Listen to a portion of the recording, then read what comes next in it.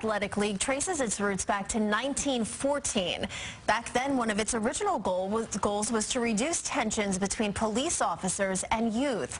That continues today, more than 100 years later, with several special programs for kids. Here to talk more about the Police Athletic League is Executive Director Frederick. Thank you so much for being here. Thank you for having me. So interesting to read about the history and way back then, almost the same issues that we're dealing with today. Yes, these are fundamental issues, and the police saw over 100 years ago that the way to sort of combat some of these issues was to create relationships between the police and the children in the community, and we do that 100 years later. Yeah, so for people who don't know, what is the Police Athletic League? We are an independent, non-profit youth development organization, but we work very closely with the NYPD, with the police. So what we do is we create all sorts of programs for children, from early childhood education, after-school programs for elementary school and middle school kids. We have high school teen programming. We have college preparation programming. And, of course, as our name indicates, we have a lot of sports as well. And all of those programs attempt to develop kids, but do so with the help of the NYPD. So the children actually get an opportunity to sort of be exposed to the police in a relaxed atmosphere, get to know them a little better. And really, our hope is that the first encounter that a person has with the police is a positive, friendly, safe one, and it just sort of starts a good relationship. That's what I was going to say, because why is that so important? Why is it so important to foster that relationship with children? Sure. You know, the police, you know, they have a very difficult job, and I have a long history in law enforcement and sort of know how difficult that job is.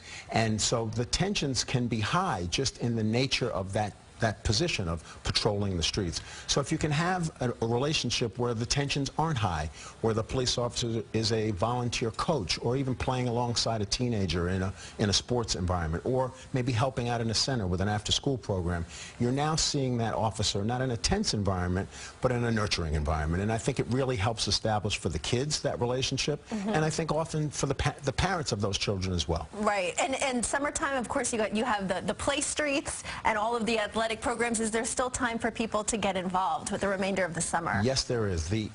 Our Play Street program, which is really sort of one of the signature programs that it's over 100 years old, we basically isolate either a street or a part of a park, and we bring equipment there so the kid can just, in his neighborhood, can just drop in, maybe play a little basketball, a little arts and crafts. We staff it with sort of adults that have an education background, and those programs are completely free. So we're open for another couple of weeks on our Play Street program, and kids can just drop in. You can just drop in if you see it in your neighborhood in the 5 boroughs. And you have a special event on Friday, a Cultural Day. Cultural Day sort of, I think, kind of signifies, I think, what's great about the Police Athletic League.